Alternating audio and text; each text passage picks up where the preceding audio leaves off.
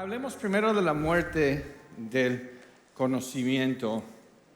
La ciudad donde vivo yo no es tan distinta a esta ciudad, Monterrey, México. Tenemos casi 6 millones de habitantes en esta ciudad, al norte de México. Y el año pasado la secretaria de Educación presentó un nuevo currículo para nuestros colegios, donde están nuestros niños. Y esta es una captura de pantalla de lo que querían poner en el currículo. Y esto está pasando en todos nuestros países, ¿no? De adoctrinar a los niños y luego un sistema ahora de borrar todo lo binario. Si tuviéramos más tiempo, otra conferencia, yo puedo explicar qué es la teoría queer, que muchos no entienden eso. No es LGBTQ, tiene algo que ver, pero es más filosófico esa. Y esto es de la ciudad donde vivo yo el año pasado. Y no solamente es un tópico de interés teológico, sino también es muy personal, porque el Señor nos ha dado 6 hijos, a mi esposa y yo, y digo, ¿en qué mundo van a vivir ellos? No solamente eso, pero hace 1 mes y medio me pasó lo que todo padre teme que suceda. Y eso es que ya pidieron a mi hija y sí debe haber audio. Voy a ver si ponen audio. Y es el hijo de mi pastor.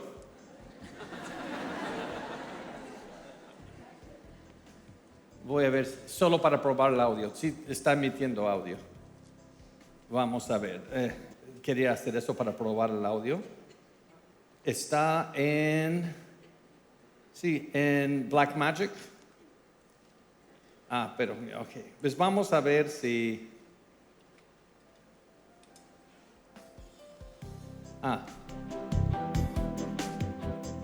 Sí, fue mi culpa. Entonces... ya viene la idea. Pues yo dije a mi pastor que le encargo a mi familia cuando estoy de viajes y me lo tomó muy a lo literal. Y mis hijas, ellas se enamoraron hace como 2-3 años y entonces cuando eso te pasa, si no te ha pasado, ustedes se ven muy jóvenes para que les suceda eso, pero cuando llega a suceder, de repente empiezas, ¿en qué mundo van a crecer mis nietos? Por eso he escrito mucho sobre este tópico. Este libro está disponible en librería aquí, solamente en todo el país, solamente está aquí ahora. Y también por qué Dios me hizo niño, por qué Dios me hizo niña. Y como les dije, este libro está por salir, si Dios quiere, en junio. Y hemos visto hasta ahora un punto de partida sobre la palabra de Dios. Vimos las 7 Cs y alguien aquí memorizó las 7 Cs en la mañana. Yo tengo casi 12 años con el ministerio, no sé si me acuerdo tan fácil esas 7 Cs, así que soy medio torpe por lo que parece. Alguien aquí lo grabó de memoria solamente en ayer. Pero como esto se aplica al pasado, aquí estamos en el presente, como interpretamos el pasado, como yo veo las cosas hoy, injusticias, qué es el matrimonio, qué de grupos minoritarios, cómo las luchas que muchos de ellos tienen y eso depende mucho en cómo entiendo el pasado, cómo llegamos aquí, pero hay un racionalismo fallido del hombre que tiene otra perspectiva sobre el pasado que hemos visto, que tú y yo somos el hongo aleatorio de un universo accidental y eso va a marcar la manera que nosotros entendamos y interpretamos lo que está pasando. Vimos hoy en la primera ponencia sobre las teorías evolutivas que nos postulan que somos simplemente animales, y con estas 2 cosmovisiones y perspectivas sobre el pasado muchos interpretan el mundo y qué hemos de hacer. Ahora, viendo eso, vamos a ver cómo eso ha impactado la historia del pensamiento occidental, donde usted y yo vivimos. Y algo notable de Aristóteles, el filósofo griego del IV siglo antes de Cristo, enseñaba que la capacidad del orador para persuadir a su audiencia se basa en lo bien que logra apelar a esa audiencia en tres áreas diferentes: el logos, ethos y pathos. Considerados en conjunto, estos atractivos forman lo que los retóricos posteriores han llamado el triángulo retórico. Y les voy a poner eso. ¿Y qué quiere decir eso? Cuando tienes un niño y dices, vete a bañar, todos los padres y madres aquí saben, a los niños hay que mandarlos a bañar, son capaces de ir un año sin bañarse si no les mandas. Y dice el niño, ¿por qué? Dices, porque yo soy tu padre, hazlo. Eso es ethos, estoy persuadiendo con mi autoridad. Pero a la medida que crecen, cuando los quieres decir que hagan algo, llega un momento donde vas a usar más logos también. Vas a apelar al razonamiento. Pues si no te bañas, hay bacterias, y esas bacterias emiten no solamente un olor, sino te puedes enfermar. ¿Ves? Ya no estoy diciendo porque yo digo, estoy explicando las razones. Pero luego viene la chica de 18 años, papá, estoy enamorada de fulano y es un mequetrefe que ni quiere trabajar. Y dices, hija, no quieres que me enferme, me va a dar un ataque de corazón. Y no, ahora es pathos. Estoy apelando a sus emociones. Pero tú dices, ¿por qué enseño eso? Porque también el mundo occidental ha vivido bajo esto en la búsqueda de identidad. Por ejemplo, el ethos, autoridad. ¿Se acuerdan? El mundo occidental estaba bajo monarquías antes. ¿Por qué debes hacer algo? Porque lo dijo el rey y punto. Pero ustedes han de saber de la historia, empiezan a derrumbar las monarquías y el mundo está buscando identidad nuevamente. Y en ese tiempo del derrumbe de las monarquías, algunos personajes, uno se llama Immanuel Kant, empiezan a postular nuevas búsquedas de identidad.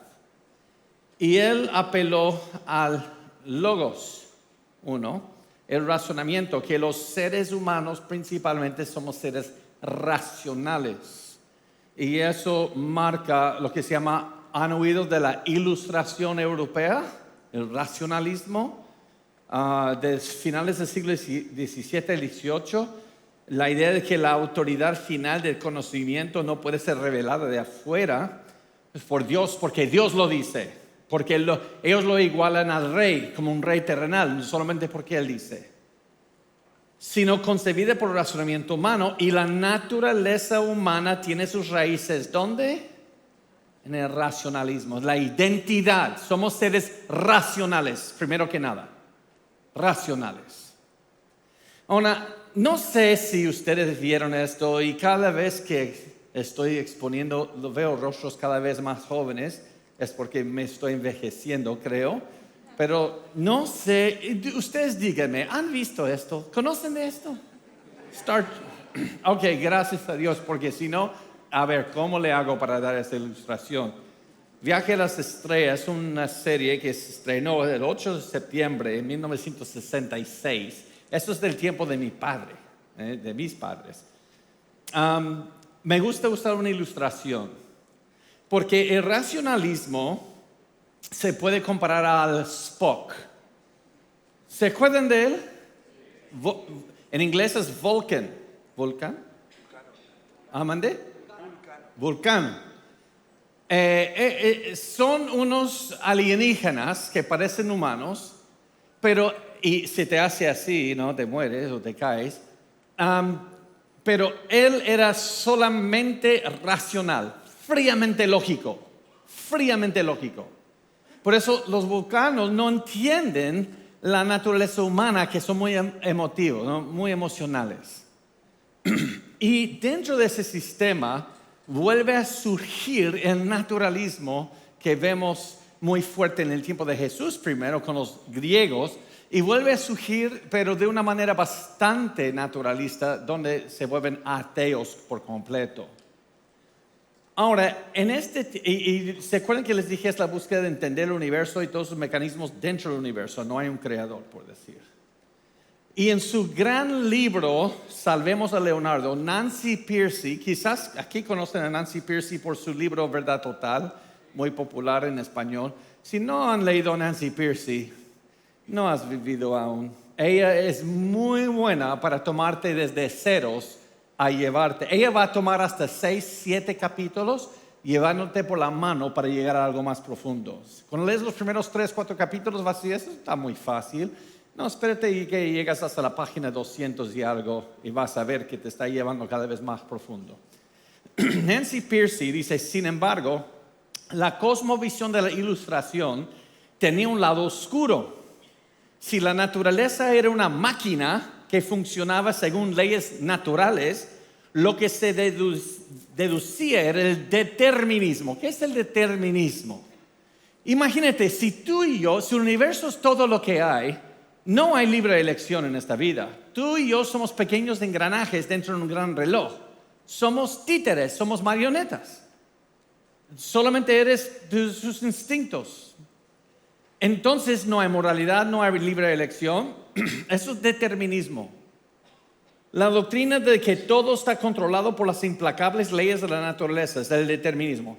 Entonces no hay libertad, no hay creatividad, ni responsabilidad moral. Si yo mato a alguien, fue parte de las leyes deterministas. La naturaleza parecía fría y muerte. Solo somos seres robóticos del universo. Entonces, se levanta otro pensamiento que contradice eso, porque la experiencia humana no es robótica. Y es pathos, ¿se acuerdan? Estos logos, pathos, emociones, valores subjetivos. Y ese se puede comparar a Capitán Kirk. Para los que han visto este programa, Capitán Kirk siempre llegan a un planeta y él se enamora con la alienígena y termina bese. Bien romántico. Bien, se deja llevar por las emociones. Y ese es el problema que tienen los vulcanos con él. Porque es tan emocional. Y él responde a Spock, porque eres tan frío, racional. Y ese es el romanticismo. Entonces, hace unos cientos de años tenemos el racionalismo y el romanticismo en choque, como los pensamientos. Y eso, en este triángulo, es el pathos, que se basa en valores subjetivos, no lo objetivo. La verdad es como yo me siento. Y uno de los arquitectos del romanticismo más citados es Rousseau. Y él escribió La construcción social Emilio en 1762. Él dice, el hombre nace libre, no como el mecanismo, que nada más es una parte del universo naturalista. Y sin embargo lo vemos por todas partes encadenado. El pueblo seguía mejor no por su razonamiento, sino por sus sentimientos. El libre albedrío humano es la capacidad de perseguir metas y objetivos en función de nuestras emociones. Ustedes ven, el racionalismo se basa mucho en lo objetivo. El romanticismo se basa mucho en lo subjetivo. Como se interacta una verdad conmigo. Emociones. Y ambos son fruto de Immanuel Kant. Por eso lo llaman el dualismo kantiano. Kant escribía sobre el mecanista, pero también hablaba de la moral y de libre elección. Y por eso lo llaman el dualismo kantiano. Ahora tú dirás, ¿por qué nos estás llevando por ese hoyo? Porque esto va a hacer tomar sentido de mucho del mundo hoy. Kant concluyó que los seres humanos pertenecen a dos mundos. Por un lado son parte de la naturaleza, es decir, del sistema determinista y mecanicista que conoce la ciencia. Por otro lado, también actúan en un mundo de la libertad como agentes libres que toman decisiones morales. Estos dos mundos son claramente contradictorios. La libertad es imposible en un mundo materialista en el que todas las acciones están determinadas por fuerzas naturales. Kant nunca encontró una manera de resolver esta contradicción. Nunca. Pues, en medio de esta lucha del pensamiento, han caído las monarquías, el feudalismo se va derrumbando y tenemos la revolución industrial. Y se levantan unos pensadores del mundo social, unos muy conocidos hoy, Karl Marx y Friedrich Engels. Es muy difícil hablar de Marx porque yo tengo aspectos como el hijo de Donald Trump en Latinoamérica y la gente dice, ¡ay, viene el gringo, el imperialista! ¡Ay, viene a someternos al capitalismo! ¡Ay, viene a promover sus ideas políticas! Yo no estoy hablando de la política.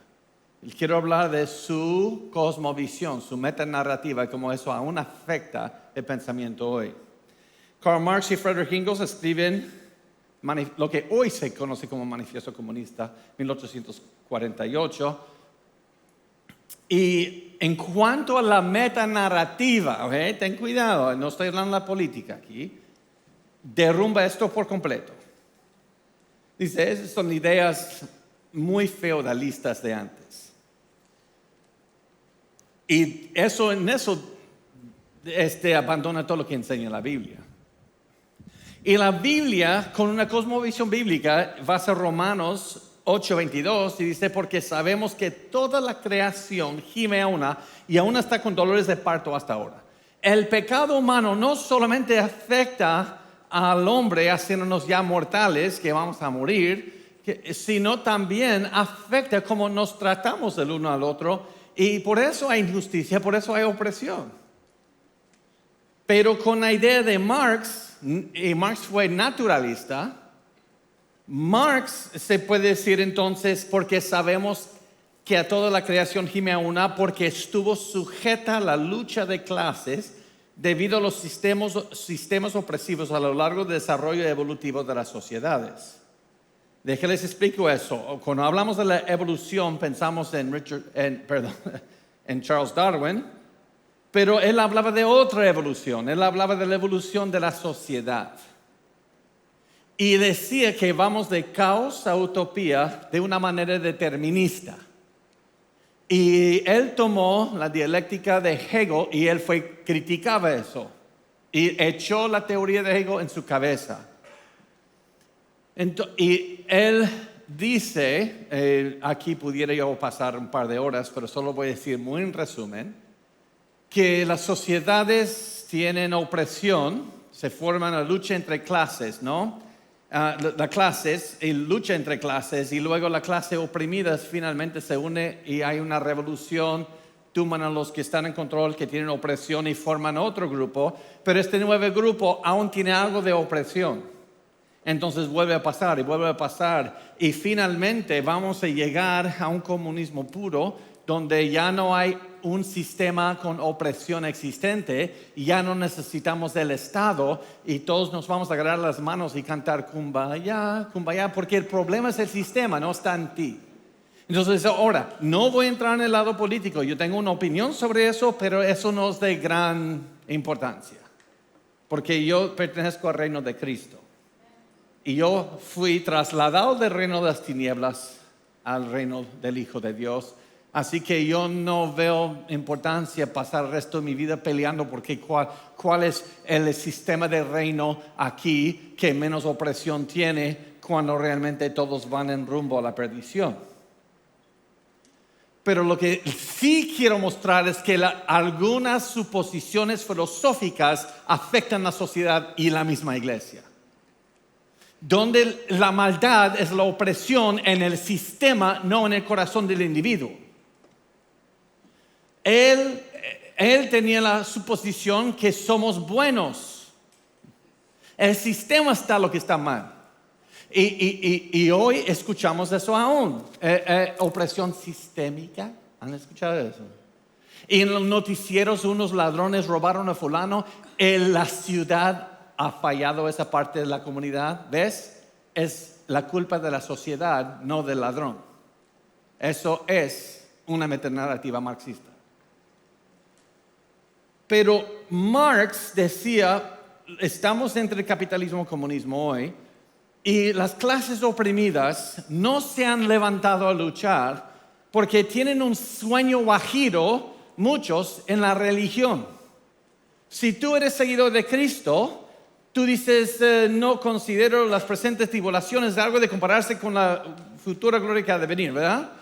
Entonces te dejas oprimir, que te opriman, porque estás diciendo, cuando muero estoy en gloria, ya no hay opresión. Entonces no sacas la espada a pelear por tus derechos porque eres un religioso. Entonces por eso la religión es el opio del pueblo.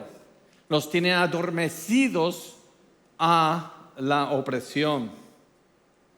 Y que la religión siguió su declaración afirmando que abolir la religión cambiaría la felicidad ilusoria de la gente por su felicidad real. La felicidad, el gozo que dicen los cristianos y otros, el gozo que tienen es ilusorio, pero una felicidad real es con espada y sangre. Entonces dice que esta es la felicidad real, llegar a un nuevo cielos, nueva tierra aquí en el mundo, aquí, no con Cristo. Y cualquier otra esperanza es una felicidad ilusoria. Dejó esto claro en el manifiesto comunista. Voy a no citar cada palabra porque se van a dormir si hago eso, pero cuando él y Friedrich Engels declararon el comunismo suprime las verdades eternas. Todo lo relacionado con la verdad de Dios y la eternidad debe ser desechado. El comunismo comienza sobre una base totalmente nueva. El comunismo suprime toda religión y toda moralidad en lugar de constituirla sobre una nueva base. Y debido a que las instituciones hoy, que es el individuo, la familia, la iglesia y el Estado, derivan su autoridad delegada de Dios, primero deben ser ¿qué? Deconstruidas y despojadas de su autoridad para eliminar completamente a Dios de la sociedad.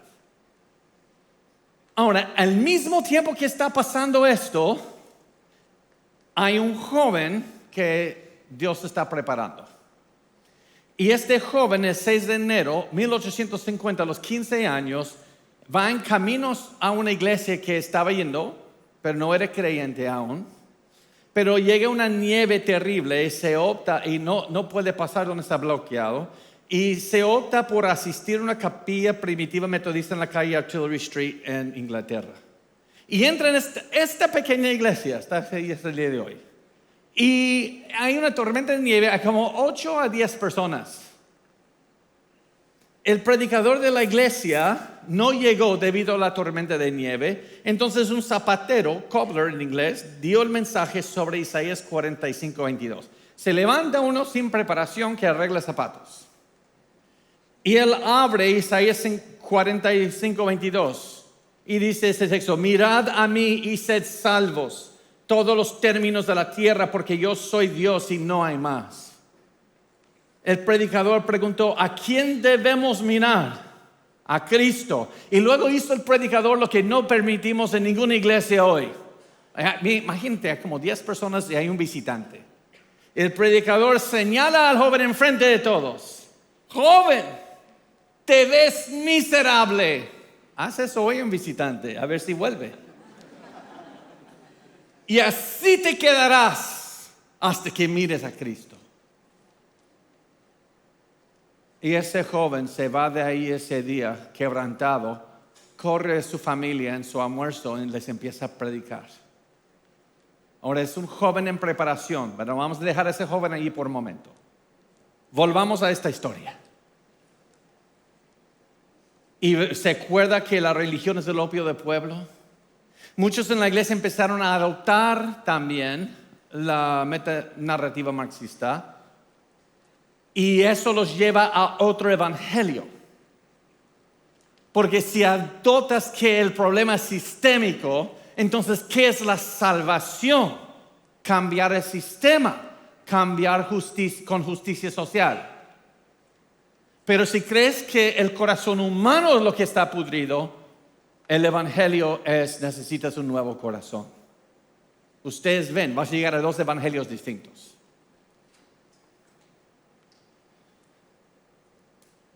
Entonces va Frederick Ingalls y Marx diciendo, no solamente vas a quitar a Dios del mundo académico, hay que despojarlo del individuo, de la familia, del Estado y la iglesia para deshacernos de Dios.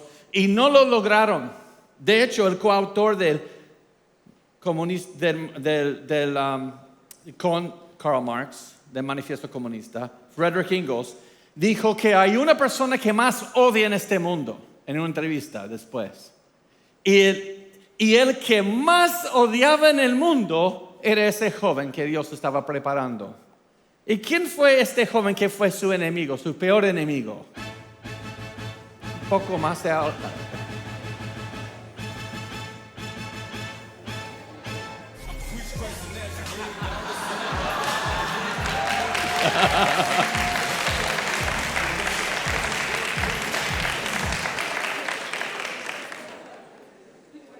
¿Ah? Sí, por eso como tanto, solo para parecer él. Me sacrifico.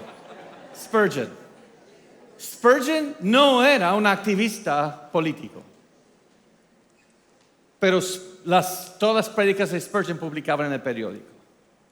Y dice a Larry Taunton, me parece extraordinario que tanto Karl Marx como Spurgeon vivieran y trabajaran en la misma ciudad al mismo tiempo. Ambos eran en cierto sentido evangelistas que luchaban por las almas de los hombres con sus visiones opuestas a la humanidad. Además, cada uno estaba en la cima de sus poderes al mismo tiempo que el otro. Mientras Marx predicaba la salvación a través de la revolución sangrienta, Spurgeon, al otro lado de la ciudad, predicaba la salvación a través de la sangre y la gracia de Jesucristo. Uno trata con el corazón del individuo, uno trata con el sistema. Si derrumbas el sistema, se van a levantar otros pecadores igual. Si tú pensamos en eso, llegan los españoles, llegan a México, pues desde Cuba hoy, Hernán Cortés toma la comisión por sí mismo del gobierno y huye para México, casi se mete en muchos problemas por eso. Y finalmente llega a Moctezuma y allá los oprime. Víctimas aztecas, opresores españoles. Pero a mí me encanta leer la historia. Los aztecas eran los emperadores, los mexicas, sobre todas las otras tribus, y los obligaba a pagar o los mata. Y ellos eran opresores de otras tribus. Por eso las otras tribus ayudaron a Hernán Cortés y pelearon con él en contra de los mexicas. Y antes de ellos había otros opresores y otros opresores. ¿Quiénes son los inocentes? Realmente, nadie. Somos pecadores. Si hubieras nacido entre el grupo mexica, eres opresor de las otras tribus. Si hubieras nacido siendo español, eres opresor de ellos. El pecado humano se va a expresar dentro de las circunstancias en las cuales nacemos todos. Entonces, realmente la única esperanza hay es un nuevo corazón. Y Spurgeon entendía eso. Y en 1888 en un sermón dice, durante muchos años, gracias a las grandes y antiguas verdades del Evangelio, los pecadores se convirtieron, los santos fueron edificados y el mundo conoció que hay un Dios en Israel. Pero estas verdades son muy anticuadas para la actual raza culta de seres superiores, hablando de los teóricos. Ellos van a regenerar el mundo mediante el socialismo democrático y establecerán un reino para Cristo sin el nuevo nacimiento ni el perdón de pecado. Están ofreciendo el evangelio que no dice tienes que volver a nacer. Entonces, para erradicar el pecado, se empieza muchos a ver otra esperanza en vez de los que ofrece el evangelio, y es hacer una utopía a través de un evangelio social. Y la predicción de Marx es que ya estamos por entrar en esta utopía. Y entramos en el siglo XX, en el siglo en el cual nací yo, y no voy a pedir a ustedes quienes nacieron en el siglo XX, es peligroso. Ayer Arturo Valdebenito pidió a la hermana su edad y casi, ¿qué? En mi país le pides a una mujer su edad y está sin graves problemas. Pero creo que aquí se vale. Y entramos en el siglo XX y entramos en el siglo más sangriento de toda la historia humana, por mucho. En la Primera Guerra Mundial destruyó las ideas marxistas, cayó el marxismo. En el siglo XX hubo más de 125 millones de muertos en guerra y genocidio. Eso es más que los previos 19 siglos combinados.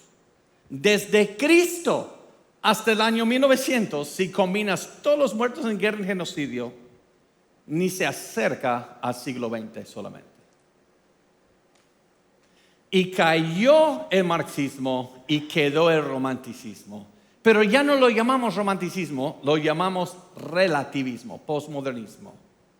Eso es el romanticismo que ya entra. El subjetivo, la verdad es como yo me siento, romanticismo. Y no es lógicamente, sino lo que nos objeta. La verdad no es objetiva, la verdad es subjetiva. Cada cabeza es un mundo. Lo que es verdad depende de mis valores subjetivos. Acuérdense de eso, porque ahora esto está entrando en la iglesia.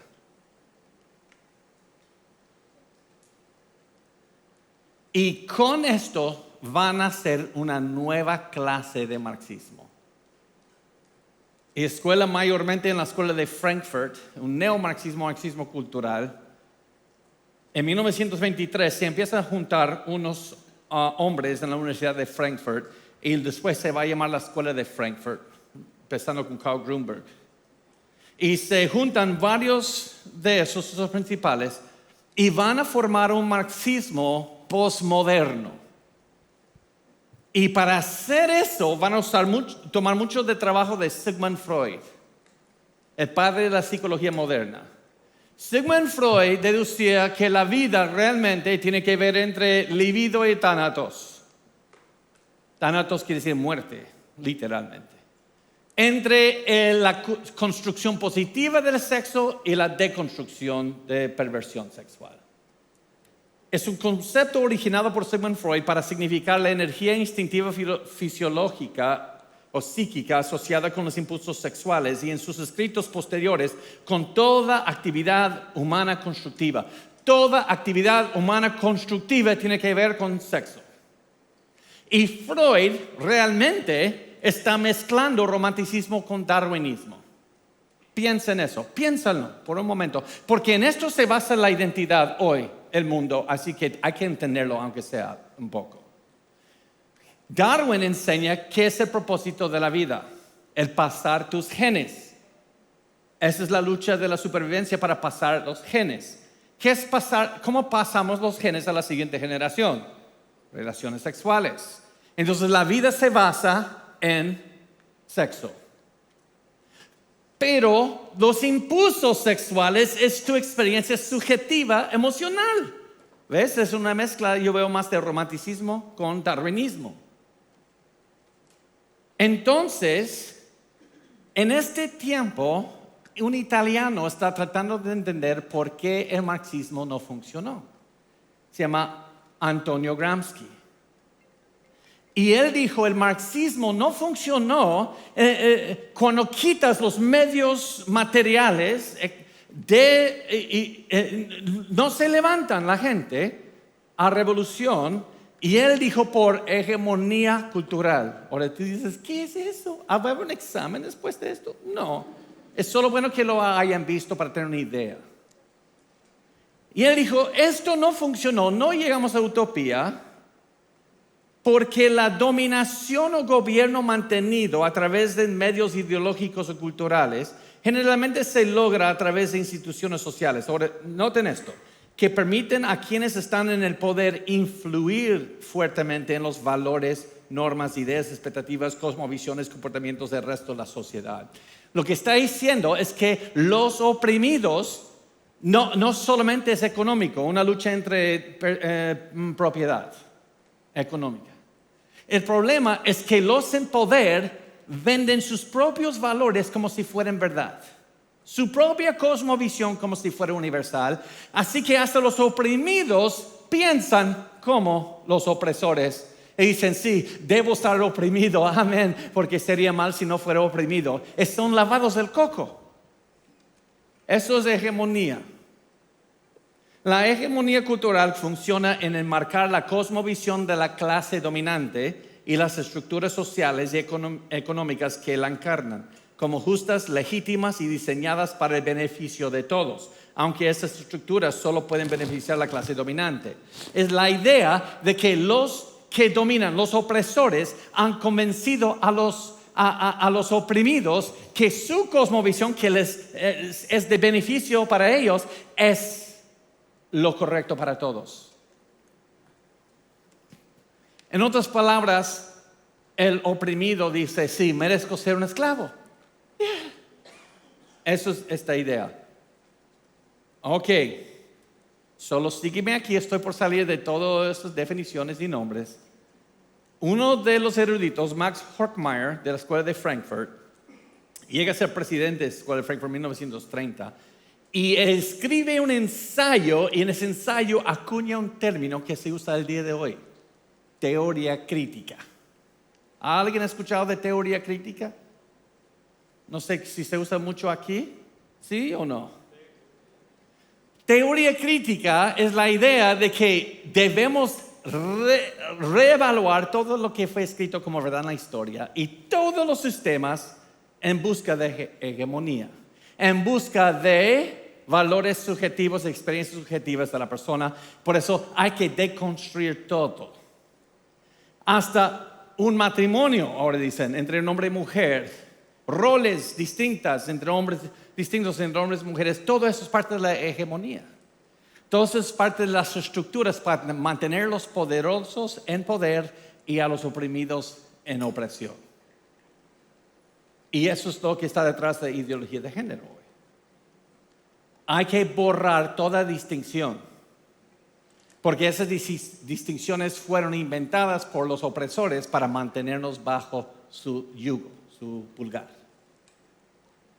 Y Scott Allen David dice: los teóricos sociales de la Escuela de Frankfurt ampliaron el marco económico de Marx, basado en las clases, para incluir las desigualdades entre otros grupos. Tomaron el marxismo de clases económicas y van a abrirlo.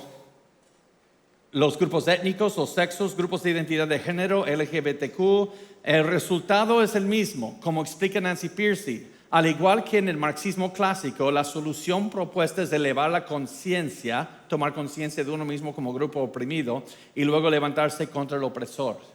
Ya no tiene que ver solamente con clases económicas. ¿Quién es la mayoría de la población de Paraguay? ¿Heterosexuales o homosexuales? La mayoría de la población. Hetero. Entonces, ustedes como grupo heterosexual no quieren perder el control que tienen.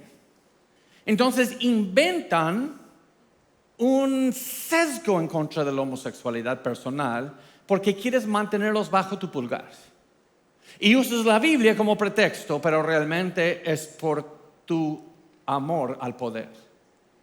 Todo grupo que es en minoría en este mundo tiene sus propios valores. No puedes decir algo es pecado, porque eso es objetivo. Vivimos en el mundo de subjetivismo. Tus valores privados son que eso es indebido, pero ¿por qué vas a imponer tus valores subjetivos sobre los valores de otra persona? Están empezando a ver, ya no hay convicciones bíblicas, hay valores subjetivos. Por eso muchos, y no estoy echando piedra, pero hay que pensarlo. Muchos que decimos, si tenemos un colegio con valores cristianos, yo digo, ok, no, me voy a quedar callado. Eso es lenguaje postmoderno. Porque no me importan tus valores cristianos, porque me los vas a imponer a mí o a esta sociedad. De hecho, todos aquí me dan igual cuáles valores que tengan. Y lo que yo quiero es saber lo que dice Dios. Nosotros promovemos la verdad del Dios del universo, punto. Ese es el lenguaje muy religioso. A mí no me importa. Porque valores son subjetivos, no son objetivos. Y si tú tomas la verdad eterna de Dios y la metes en una cajita de valores subjetivos, ya perdiste la lucha. Y entonces toda verdad es relativa. Mira este relativista Saul Alinsky. Los hombres siempre han anhelado y buscado dirección, estableciendo religiones, inventando filosofías políticas, creando sistemas científicos como el de Newton. Los relativistas también echaron al método científico también, son anticiencia. O formulando ideologías de diversos tipos, a pesar de comprender que todos los valores y factores son relativos, fluidos y cambiantes. Este es el relativismo. Pero él está asumiendo lo que él dice es absoluto. No puedes ser relativista sin contradecirte. No puedes levantar ninguna queja de todo lo que he dicho sin darme un argumento absoluto. En muchas universidades han enseñado, dicen, es que la verdad es relativa. Y yo respondo, ¿estás absolutamente seguro de eso? Porque estás usando una verdad absoluta para decir que no existen absolutos. Este movimiento teoría crítica en la escuela de Frankfurt llega a los Estados Unidos gracias a nuestro amigo Adolfo Hitler. Porque ellos estaban en Alemania, en 1933 se mudaron a Ginebra debido a la ascendencia de Hitler y 2 años después a Manhattan, Nueva York. Y fueron abrazados por la Universidad Columbia en Manhattan. Y allá funcionaron, aunque unos volvieron en 1953 a Frankfurt, los demás profesores se extendieron a todas las universidades más populares en los Estados Unidos, empezaron a enseñar eso fuertemente, teoría crítica, y noten, ¿cuándo la revolución sexual empieza en los 60s? Es la siguiente generación. ¿Okay? Pero en cuanto a una cosmovisión bíblica, también derrumbaba todo eso por completo. Entonces vamos a ver hoy las luchas, las controversias que hay, y ahora vamos a ver si podemos distinguir algunos problemas aquí. Por ejemplo, vamos a ver Génesis como fundamento. ¿Qué es el matrimonio? No sé si en Paraguay, pero estamos en la lucha sobre cómo define el matrimonio, ¿verdad? Pero Jesús, cuando le hacen la pregunta del divorcio, Jesús cita a Génesis 1 y 2. ¿No habéis leído que el que los hizo al principio, varón y hembra los hizo? Eso es Adán y Eva, Génesis 1 que está citando. Pero luego va a citar Génesis 2 que no habla de Adán y Eva. Sí habla de Adán y Eva, pero va a hablar que gente que no es Adán y Eva. Mira esto. Y dijo, por esto, ¿por qué? Por esto, por lo que Dios hizo con Adán y Eva, debido a eso, el hombre dejará padre y madre. Ahora, ¿Adán tuvo padre y madre aquí en la tierra? No. Jesús dice, ya que Dios hizo a Adán y luego de Eva y le trajo a Eva a él, debido a eso, desde aquí en adelante, todo matrimonio, un hombre dejará padre y madre, se unirá a su mujer, los dos serán una sola carne, y luego así que no son más dos, sino una sola carne. Y Jesús va a hacer un exégesis de Génesis. Si Jesús va a explicar Génesis, yo creo que debemos prestar mucha atención. No puedes debatir ya. Y dice, y todos conocen esto por bodas, ¿verdad? Por tanto, lo que Dios juntó, no lo separe el hombre. Pero no, ¿qué es lo penúltimo que dije? Lo que ¿qué? Dios juntó. ¿Quién establece un matrimonio? Dios. ¿Solamente con Adán y Eva? No, porque está diciendo desde Adán y Eva el hombre dejará padre y madre, así que lo que Dios junta no lo separa el hombre. ¿Y qué es lo que Dios junta? Jesús lo dijo 3 veces, un hombre y una mujer por vida. Y Pablo cita Génesis 2 en Efesios 5 para decir que el misterio en el matrimonio era para reflejar a Cristo y la iglesia desde el principio. Desde antes que entró el pecado, el matrimonio de Adán y Eva ya estaba reflejando el Evangelio. Así que vemos Génesis como fundamento del matrimonio. Pero ¿cómo ve el mundo occidental el matrimonio hoy? Pues eso nos lleva a la revolución sexual.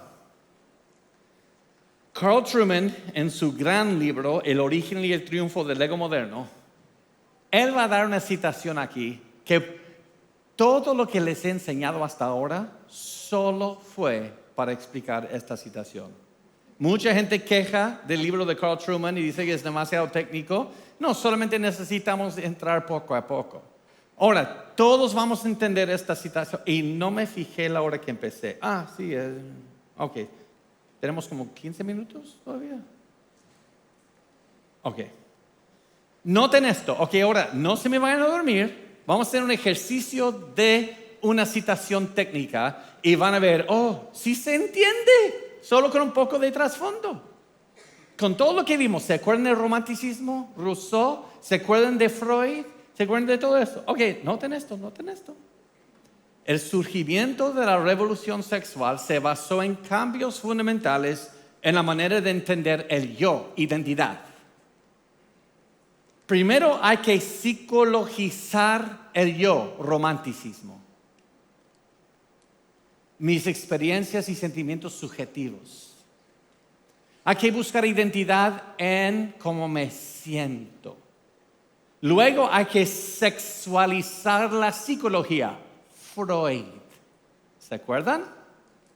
Y por último hay que politizar el sexo. Ya que el sexo, mis sentimientos, impulsos son mi identidad, la legislación va a tratar con discurso de odio en contra de pronombres, en contra de...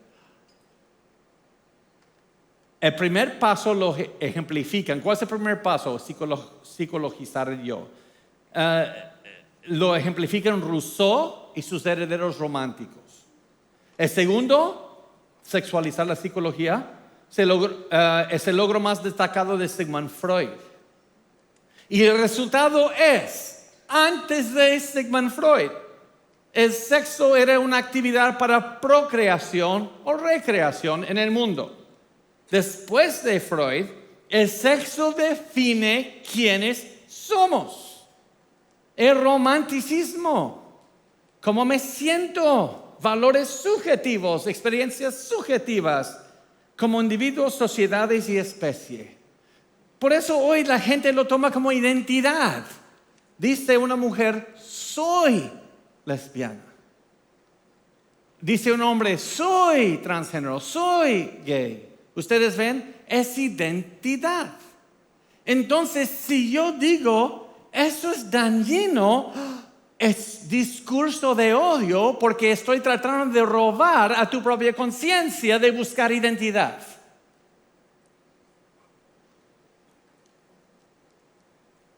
Entonces, el Estado en esto toma lo que Dios une como si fuera una institución del gobierno. Y luego dicen, ya que es institución el matrimonio del gobierno, porque Marx enseñó que hay que formar un Estado totalitarista que oprime. O si no, nunca se va a salir la opresión. Y luego ese Estado debe caer después. El Estado empieza a tomar control. El Estado dice lo que puedes predicar, lo que no puedes predicar. El gobierno dice a tus niños qué es un hombre, qué es una mujer. Ellos empiezan a dictar la moralidad también. Y luego ellos reinterpretan, ellos redefinen el matrimonio porque es institución del gobierno, no de Dios. Y saben que no te van a convencer. Por eso tienen que buscar a los niños. El coro San Francisco, de los hombres gays de San Francisco, publicaron esto en medio de la pandemia. La pandemia fue usada en todo el mundo para llegar a los niños y enseñar esto. You think we're sinful? You fight against our rights. You say we all lead lives you can't respect. But you're just frightened. You think that we'll corrupt your kids if our agenda goes unchecked. Funny, just this once, you're correct. will convert your children. Happens bit by bit, quietly and subtly, and you will barely notice it. You can keep them from disco, warn about San Francisco. Y la idea es, nosotros si podemos convencer a tus hijos, porque ellos pertenecen ya al gobierno, no de los padres. Entonces, en el racionalismo que había producido el naturalismo, empiezan a querer usar argumentos empíricos para decir que es parte de la naturaleza en la cual naces. En su libro Victoria Triunfante Gay, Linda Hirschman dice, no existe un Dios y ningún hombre por cuyo beneficio está ordenado el mundo natural. El mundo no es para la gloria de nadie, no hay un creador. Las cosas tienen mutaciones y los aptos sobreviven. Darwinismo. Incluso algo como el sexo no reproductivo, es el sexo que no reproduce, está hablando de homosexualismo. En el mundo de Carlos Darwin, todo lo que existe, por bien o mal, es por definición natural. Si tú y yo somos animales en un universo naturalista, ¿se acuerdan del determinismo? Entonces un hombre con otro hombre, ¿cómo puedes decir que está mal? Está predeterminado. Y ahora dicen es en la genética. O nacido gay. Noten esto. El hecho de que en el mundo haya hombres a los que les gustan otros hombres y mujeres a las que les atraen otras mujeres es causa de gran controversia. Vamos a tratar de echar algo de luz en el asunto. ¿Por qué existe la homosexualidad? Para empezar, hay que decir que no se puede argumentar que ser gay o lesbiana sea antinatural. Se han observado estos comportamientos en peces, ranas, caribús, carneros, macacos y noten esto, perdón. Eso no es mi compu haciendo ese ruido. Porque no tengo internet. Ok, muy bien. Entonces, noten algo del argumento. Número uno, hemos visto este comportamiento en estos animales, en caribú, macaco. ¿Hay caribú que tienen reproducción homosexual? ¿O macacos? No. ¿De qué está hablando entonces? Estos son animales heterosexuales que reproducen heterosexualmente. Pero entre los animales hay algunos que para mostrar que es el alfa macho puede dominar a otro hombre hasta sexualmente, tomarlo como violación. Hemos visto eso hasta en los leones. Y eso es parte del resultado del pecado, que toda la creación gime, hay violencia. Pero si usas eso para decir que eso muestra que es normal y bueno, lo único argumento que puedes dar es que entonces es natural que un hombre viole a otro hombre para mostrar aquí el que manda soy yo. ¿Debe el comportamiento animal dirigir nuestro comportamiento? Ok, la mantis religiosa que hace en su noche de bodas. Mata y come el macho. Entonces yo puedo dar los mismos argumentos que toda mujer aquí, el día que tienen hambre y ese hombre no quiere ir al Kentucky Fried Chicken a comprarles algo, tú puedes empezar a comer sus intestinos, sus tripas.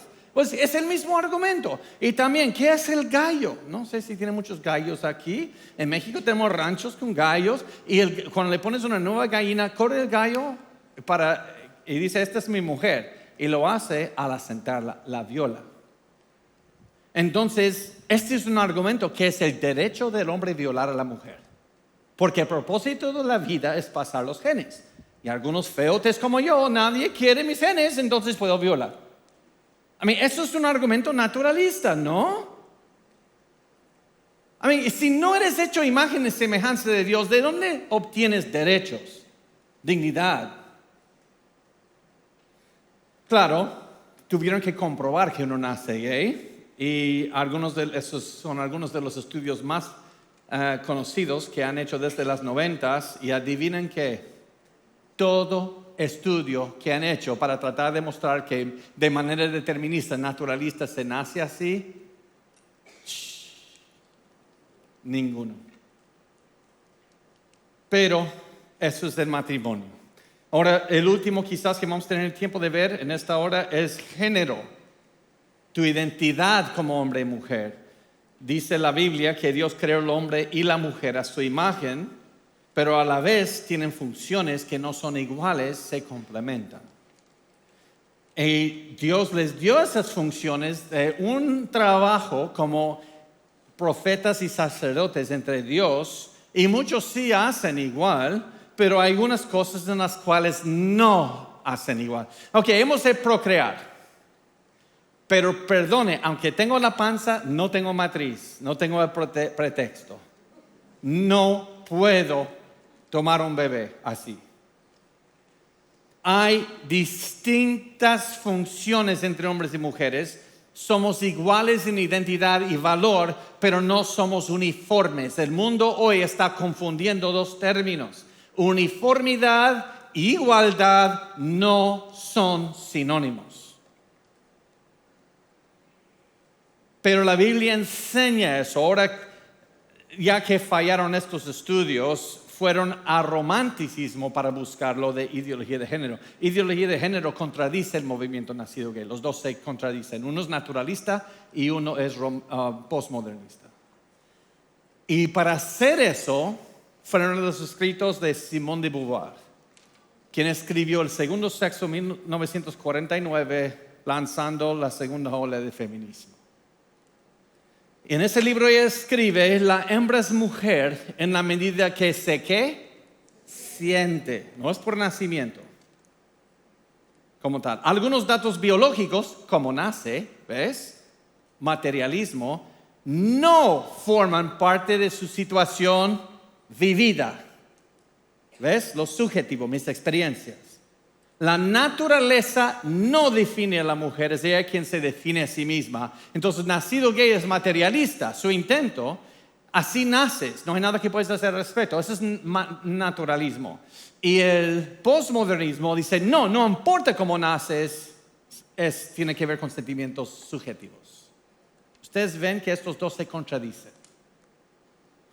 Ninguna mujer nace si no se hace. La familia bíblica es una construcción para controlar y oprimir.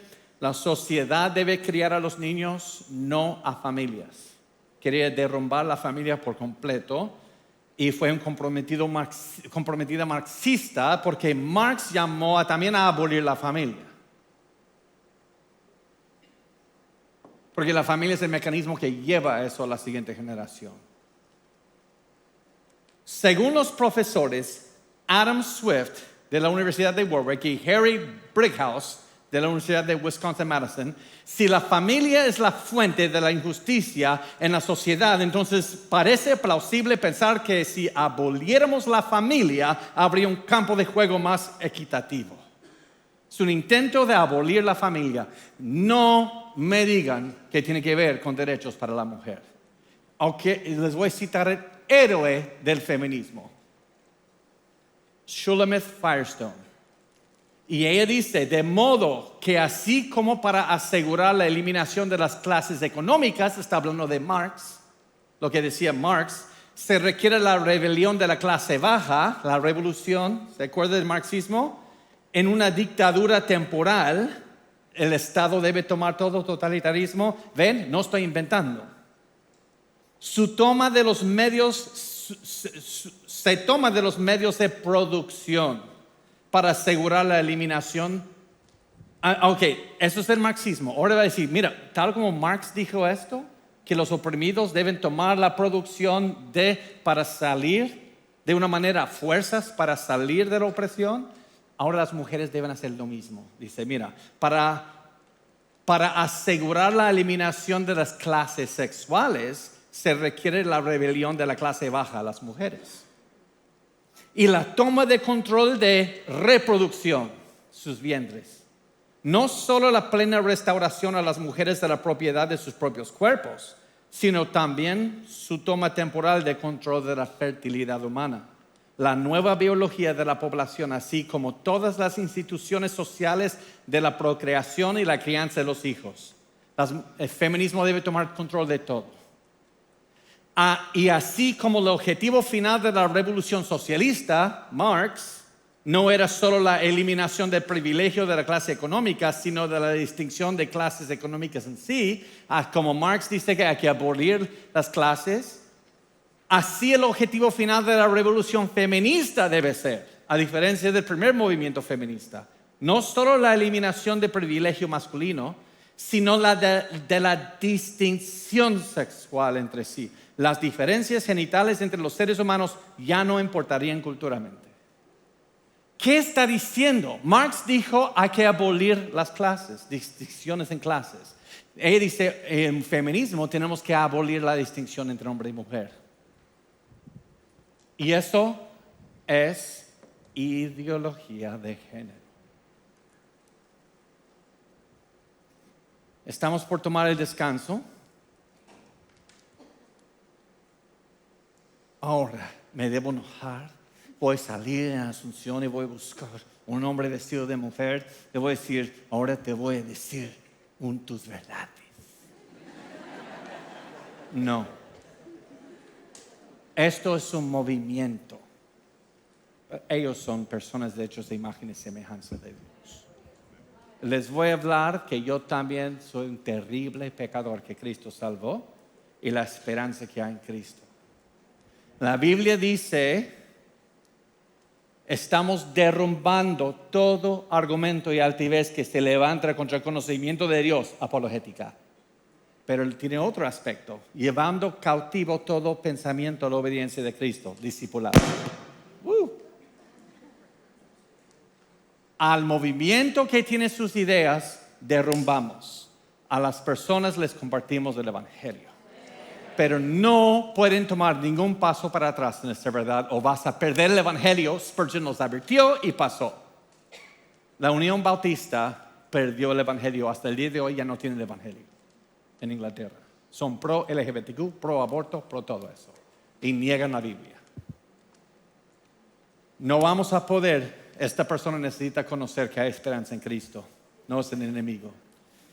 En la segunda hora que vamos a dar, voy a empezar a hablar cómo hemos perdido todo en el camino. Ya no podemos saber si algo es verdad o no.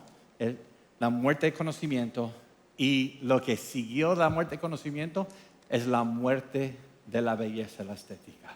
Y luego vamos a ver, ¡pum!, un resurgimiento de la belleza estética, reconocer a Dios.